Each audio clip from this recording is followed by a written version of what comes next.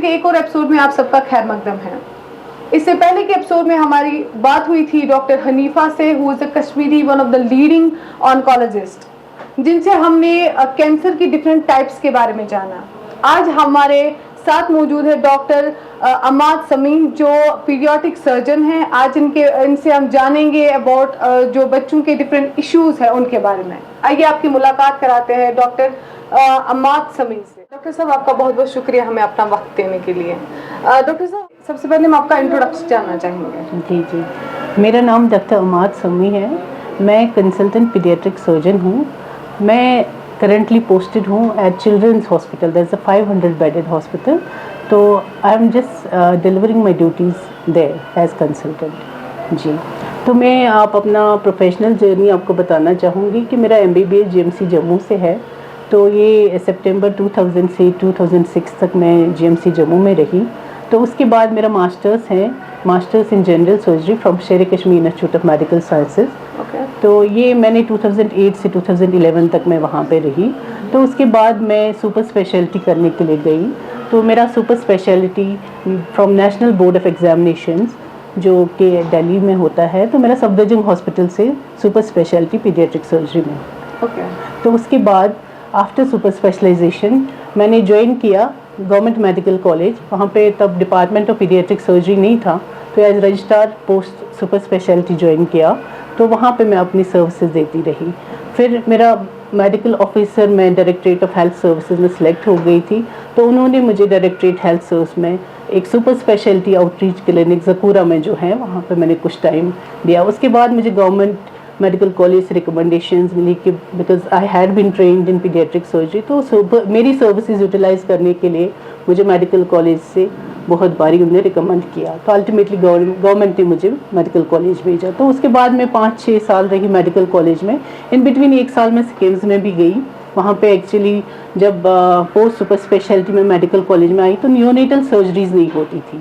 तो neonatal surgeries को फिर से दोहराने के लिए, फिर से कि वो अपना रिज्यूम करने के लिए मैं 1 साल बीच में इंस्टीट्यूट वापस चली गई। तो उसके बाद फिर से मैंने, क्योंकि मैं गवर्नमेंट जॉब था डायरेक्टरेट ऑफ हेल्थ सर्विसेज से, उसके बाद मैं फिर से मेडिकल कॉलेज डिप्यूट की गई in order to utilise my services in the department of paediatric surgery. तो ऑगमेंट करने के लिए मेरी सर्विसेज मुझे वहाँ पे भेजा गया। Ma'am, since you are a paediatric surgeon, तो क्या रोल रहता है एक पीडियाट्रिक सर्जन का, एंड किस एज तक आप बच्चों को ट्रीट करते हैं? देखिए, ये जो पीडियाट्रिक सर्जरी जो ब्रांच है ये जनरल सर्जरी से डिफरेंट है। ठीक है, तो हम एज स्पेसिफिक मतलब ट्रीटमेंट देते हैं, सर्जिकल ट्रीटमेंट हम देते हैं। हमारी स्पेशलिटी में जो एज ग्रुप आता है तो डिफरेंट हॉस्पिटल्स का डिफरेंट एज ग्रुप डिवाइड किया गया है। जैसे यहाँ पे हम 18 इयर्स तक देते हैं, जो अभी चिल्ड्रंस हॉस्पिटल में है 18 साल तक भी बच्चा आ जाए तो उसको भी हम ट्रीट करते हैं सर्जिकल इशू। बाकी जैसे सफदरजंग हॉस्पिटल में मैं थी तो वहाँ पे उन्होंने क्राइटेरिया रखा था कि 12 साल के बच्चे तक हम पीडियाट्रिक सर्जरी में करेंगे। हॉस्पिटल ये क्राइटेरिया बनाता है? या इट इज़ हॉस्पिटल बेस्ड, जो हॉस्पिटल मतलब एज ग्रुप डिसाइड कर। जैसे इंस्टीट्यूट में भी वो 12 साल तक मतलब department of paediatric surgery they operate, and after 12 years of age they just refer the patient to general surgery. जी। सो मैम, जो कश्मीर वैली में कौन से ज़्यादा जो बीमारी कॉमन है बच्चों में जो देखी गई है? देखिए, जो हमारा स्पेशलिटी है इसमें हमारा रोल है कि हम, जैसे बच्चा माँ की पेट में ही होता है तो हमारा वहाँ से स्टार्ट होता है कि एक तो एंटीनेटल केयर हम देते हैं। ठीक है, उसके बाद पोस्ट नेटल कि बच्चा पैदा हो गया तो उसके बाद हम 18 साल तक बच्चों को देते हैं सर्विस, जो कि सर्जिकल वाला इशू होगा। तो we deal those issues only. ठीक है, एंटीनेटली मैं आपको बताना चाहूँगी कि कुछ ऐसे मसले हैं कि जिनका डायग्नोसिस कभी, जैसे मदर कोई प्रेग्नेंट लेडी है तो उनका अल्ट्रासाउंड किया गया, वो अपने गायनेकोलॉजिस्ट को फॉलो कर रही हैं, तो उनका अल्ट्रासाउंड में कुछ एबनॉर्मेलिटी पाई जाती है। फॉर एग्जांपल कि किडनी में आपका सूजन हो गया है, ठीक है, या आपका सिर बड़ा है, ठीक है, या आपका पानी ज़्यादा है, तो उसमें गायनेकोलॉजिस्ट हमें रेफर करते हैं पेशेंट्स कि अगर ऐसा बच्चा है تو ہمیں اینٹینیٹلی سے ہی ہم اس کو فالو کرتے ہیں. ایسا نہیں ہے کہ آفٹر ڈیلیوری کہ وہ بچہ ہمارے پاس بھیجا جاتا ہے. نو, سو آور treatment starts from the اینٹینیٹل only.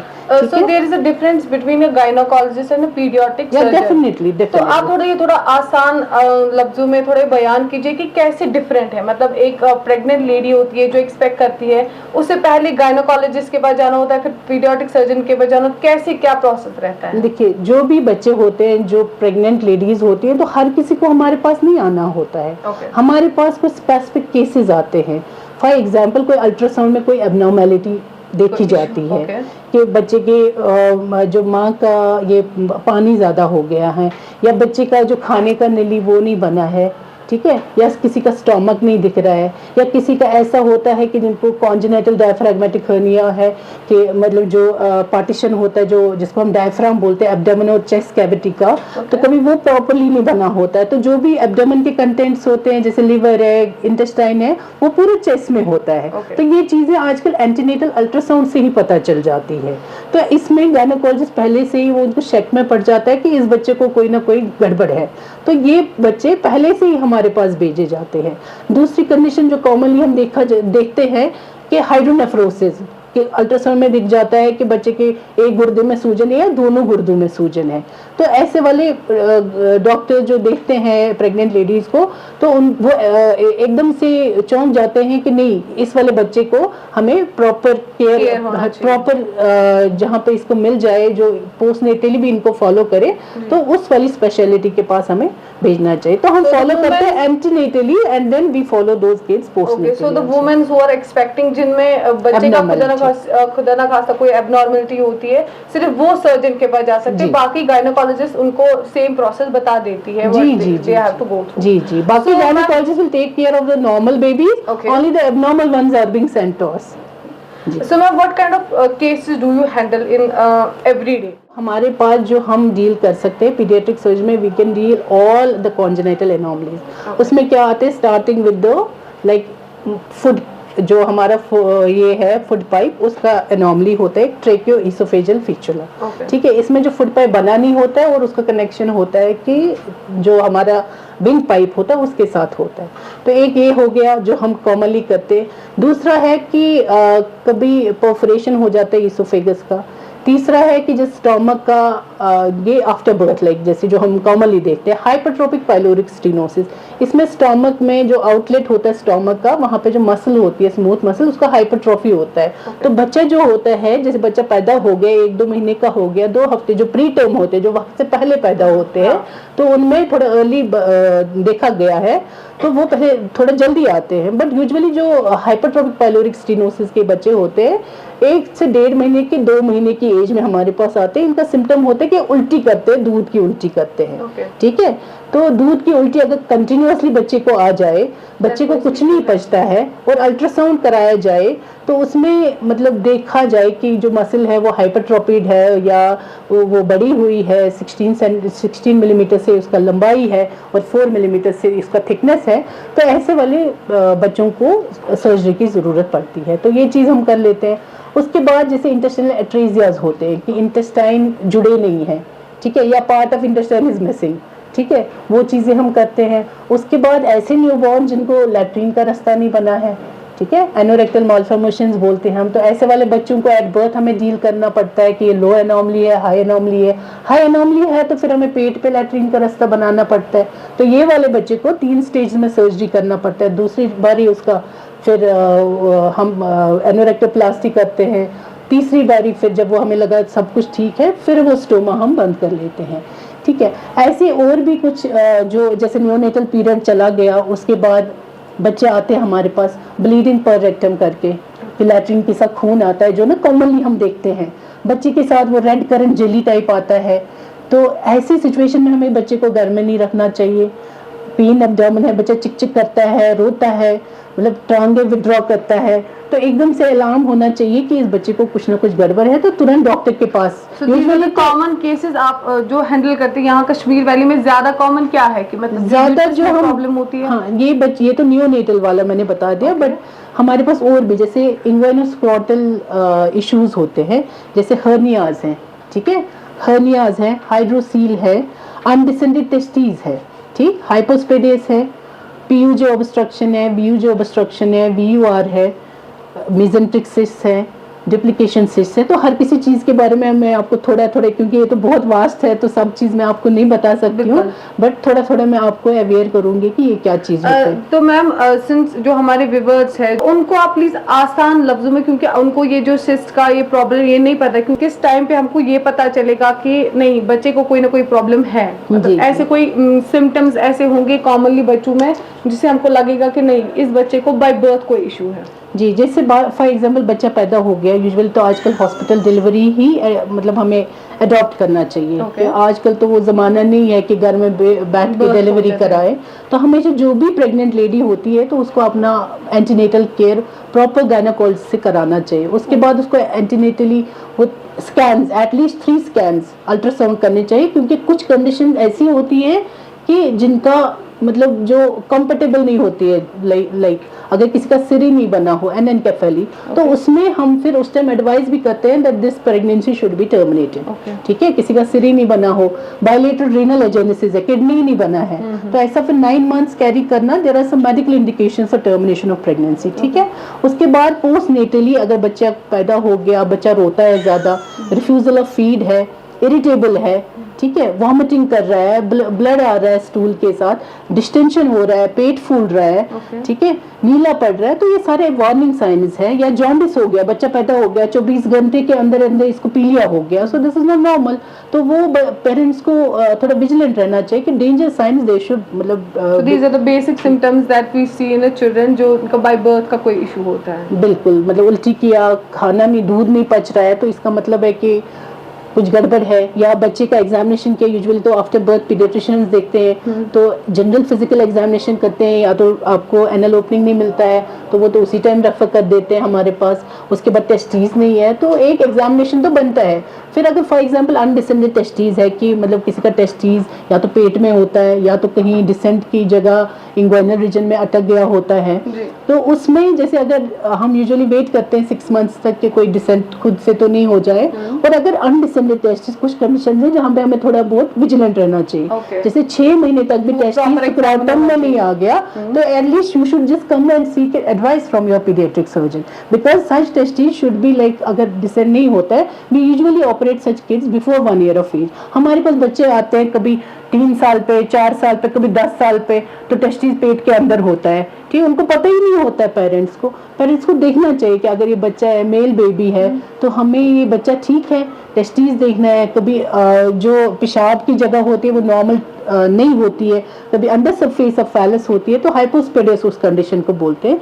सो बच्चों को देखना चाहिए, पेरेंट्स को ये ध्यान में रखना चाहिए कि बेबी बॉय हो गर्ल हो तो उनका एग्जामिनेशन करके डॉक्टर के पास लेके सारा देख चेकअप करा के, तो कोई भी एबनॉर्मेलिटी डिटेक्ट हो जाए तो वो पेशेंट्स हमारे पास पहुंच जाते हैं। डॉक्टर साहब, सिंस जो पहले के टाइम पे बहुत जल्दी अर्ली मैरिज हुआ करती थी, लेकिन अब अगर देखा जाए तो लेट मैरिज होती है, फर्स्ट करियर वगैरह जो भी इश्यूज है तो लेट मैरिज होती है, एंड उसके बाद जो पेरेंट्स होते हैं वो बेबी प्लान भी बहुत लेट करते हैं, तो क्या उससे कोई इम्पैक्ट पड़ता है on the health issue of a children? या देखिए, इससे हेल्थ इम्पैक्ट तो पड़ता है। पहले तो इनफर्टिलिटी बढ़ जाती है। फॉर एग्जांपल अगर लेट मैरिजेस हो गए, उसके बाद you are just delaying your like pregnancies. Late marriage age an आप एज पर्टिकुलरली प्लीज बता दें। Like be high risk, like if it is more than 30, those mothers are labelled as high risk mothers. Okay, so we should preferably, मतलब age थोड़ा हमें कम करना चाहिए। By 25-26 और girls should get married. Okay, या हमारे यहाँ पे PCOD is very common in Kashmir,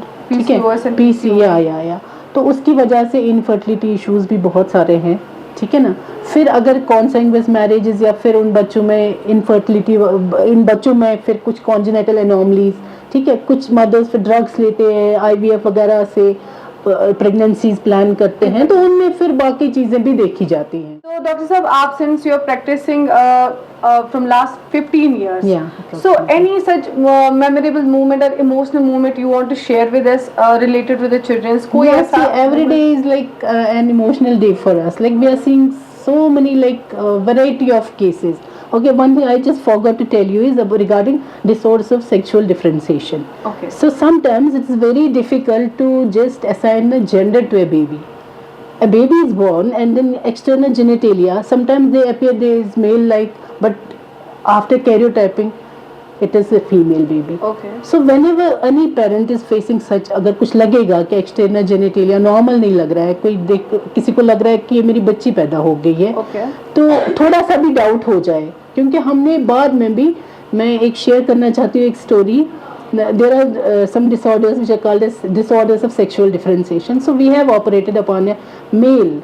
He just came by 30 to 35 years of age, and he was having hematuria. Hematuria is bleeding with the urine. Okay. Okay, but that was cyclical period. When we evaluated that, he was a male. He was reared as male. Okay, he was having beard. Okay, and external genitalia appeared to be like male.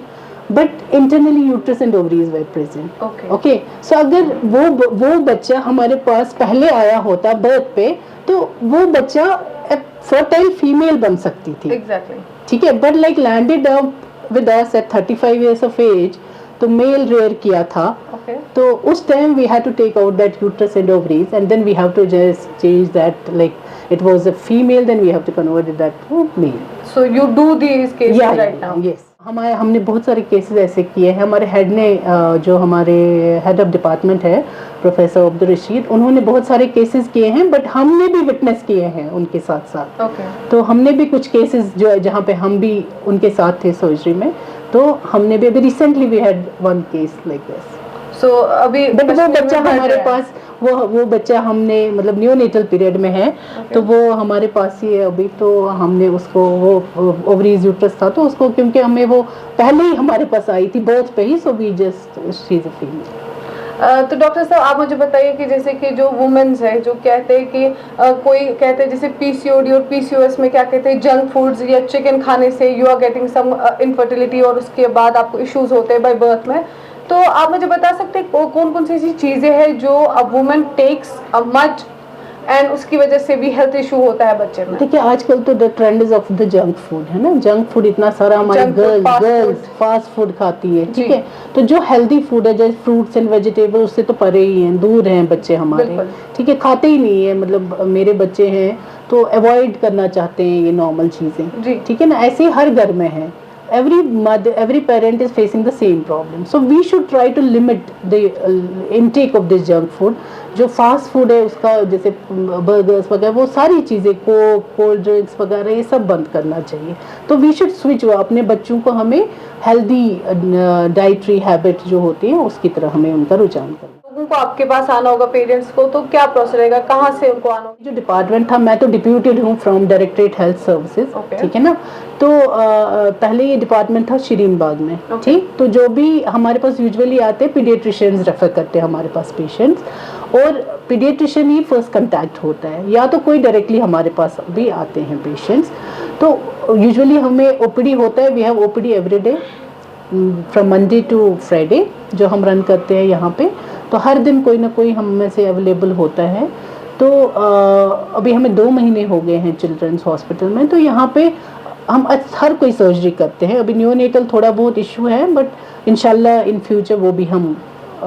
How many patients do you see in a day? In a day, sometimes it is 60-70 patients, yeah, in OPD, and we have per OT we have 6-7 cases. Ma'am आपको लगता है कि आप justice कर पाते हो that you are seeing 67 patients in a day, तो justice कर पाते हैं सारे बच्चों के साथ? सारे बच्चों को, because our OPD starts at 9 AM and it finishes by 5 PM. Okay, so we are trying our best to just address every problem of every kid. तो हमारे साइड से तो हमेशा रहता है कि हम अपना 100%. मैं one last message we want you to give viewers जो भी आपको देख रहे हैं उनके लिए एक मैसेज क्या होगी आपको हमारे माध्यम से कि उनको किस किस चीज़ के लिए तैयार रहना चाहिए, कौन कौन सी चीज़ें अवॉइड करनी चाहिए? नहीं, देखिए प्रेगनेंसी, अगर कोई प्रेग्नेंट लेडी है तो उसको कोई भी ऐसी दवाई कोशिश करनी चाहिए कि ज़्यादा से ज़्यादा दवाइयाँ अवॉइड करनी चाहिए. अननेसेसरली कोई दवाई नहीं खानी चाहिए. ठीक है. एंड रिगार्डिंग मैरिज डिले नहीं करना चाहिए. We should try to get girls married earlier. ठीक है. उससे भी रिस्क होता है. And healthy dietary habits everyone, मतलब जो भी हम हैं तो हमें हर किसी को, ठीक है, it's not only pregnant ladies और like everyone in our society should just try to adopt the healthy dietary habits. Okay. Plenty of fruits, plenty of vegetables, okay. سو یہ ہمارا مین ڈائٹ رہنا چاہیے. Thank you so much for your valuable time ma'am. Thank you so much. Thank you. ملتے ہیں آپ سے ایک اور نئے ایپیسوڈ میں ایک اور نئے ڈاکٹر کے ساتھ. تب تک کے لیے ہمیں دیجیے اجازت. اللہ حافظ.